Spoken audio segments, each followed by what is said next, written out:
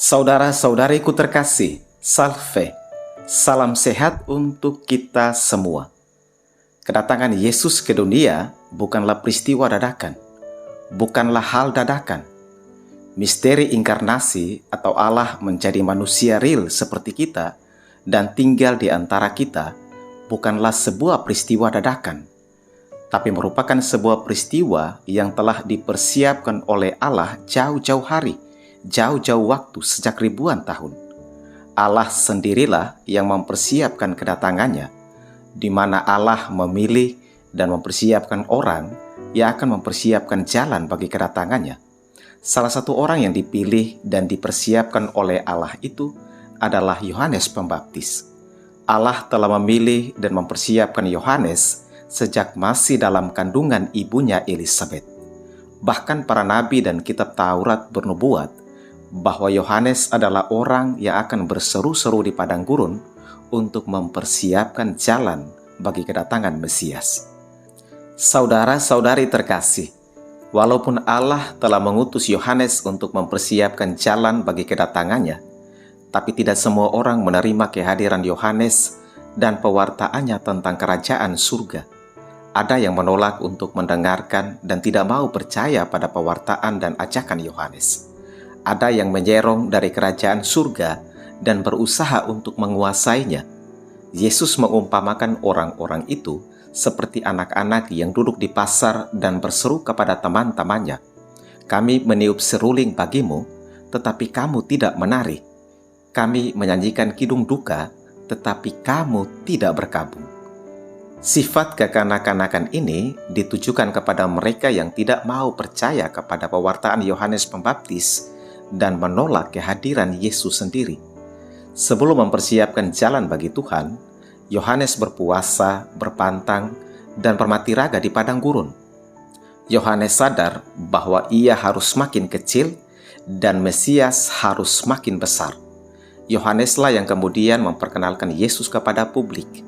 Lihatlah anak domba Allah yang menghapus dosa dunia.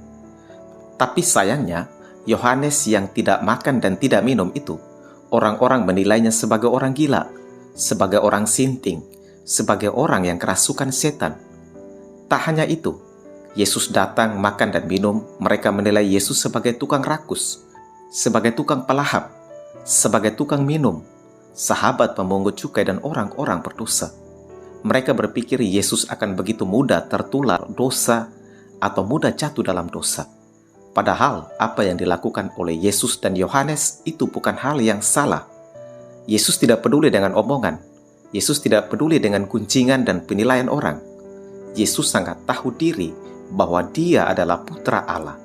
Yesus datang untuk menunjukkan bahwa Allah tidak pernah berpikir tentang dirinya sendiri. Allah peduli dengan hidup dan keselamatan manusia. Karena itu, selain para nabi, Allah mengutus putra tunggalnya, Yesus Kristus. Yesus datang untuk menyelamatkan manusia dari dosa.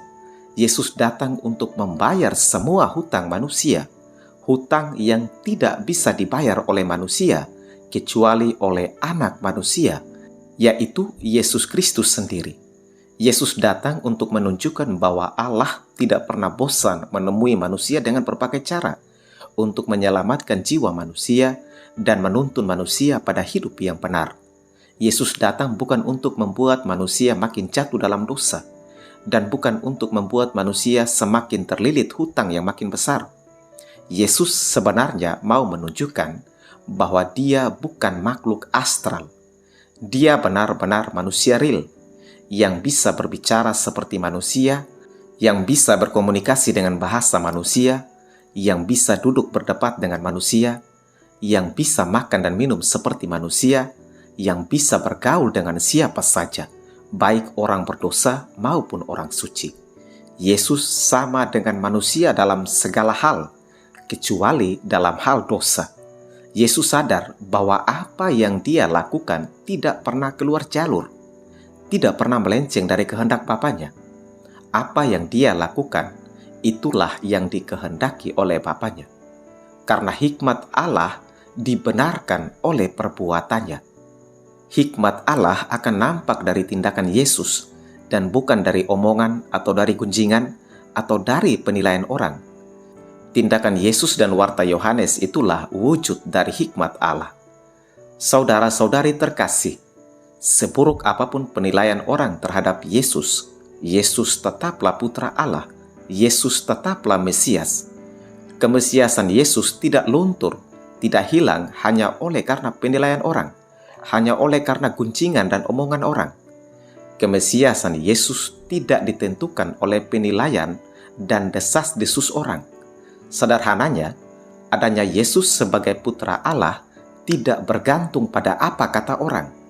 Yesus benar-benar Putra Allah. Dia tidak diciptakan oleh pikiran dan ide-ide manusia. Yesus bukan juru selamat daur ulang, tetapi Dia adalah juru selamat sejati. Yesus itu benar-benar Mesias yang rela datang untuk menyelamatkan kita dan menuntun kita kepada hidup yang benar. Karena itu, Yesus bukan tukang rakus, bukan tukang pelahap, bukan tukang minum, dan juga bukan pendosa. Yesus adalah Putra Allah, Anak manusia yang punya kuasa untuk mengampuni dosa. Karena itu, Yesus datang untuk menjadi sahabat bagi semua orang, entah orang jahat atau orang baik, entah orang berdosa atau orang suci. Yesus datang untuk menarik semua orang kepada Bapa. Terkadang kita juga lebih senang berkomentar dan mengkritik orang lain. Kita lebih suka bicara, lebih suka omong, daripada berbuat, lebih suka wacana daripada bertindak. Iman kita kepada Kristus tidak hanya sekadar diskusi atau wacana, tapi dihayati dalam perbuatan atau tindakan nyata. Orang beriman tidak hanya percaya di mulut saja, tapi harus sampai ke tindakan. Orang beriman mesti tunjukkan lewat tindakan, mesti tunjukkan lewat sikap, dan itulah orang berhikmat. Beriman kepada Allah semestinya ditunjukkan dalam sikap, perilaku, atau cara bertindak. Sabda Tuhan hari ini mengajak kita untuk mengusahakan hidup suci dan kudus. Sebagai murid Kristus, kita diajak untuk tidak bertingkah seperti anak-anak yang merasa biasa-biasa saja, yang merasa aman-aman saja dengan dosa-dosa kita, tapi bertingkah dewasa, di mana kita membuka hati dan mendengarkan semua ajakan serta bertobat. Karena itu, di masa Advent ini kita diajak untuk melihat diri kita sembari membaharui iman kita. Sudahkah kita mewujudkan iman kita kepada Kristus dalam tindakan nyata kita setiap hari? Sejauh mana persiapan hati kita dalam menerima tawaran keselamatan Allah? Sungguh siapkah kita untuk hidup dalam hikmat Allah? Amin. Tuhan memberkati kita semua.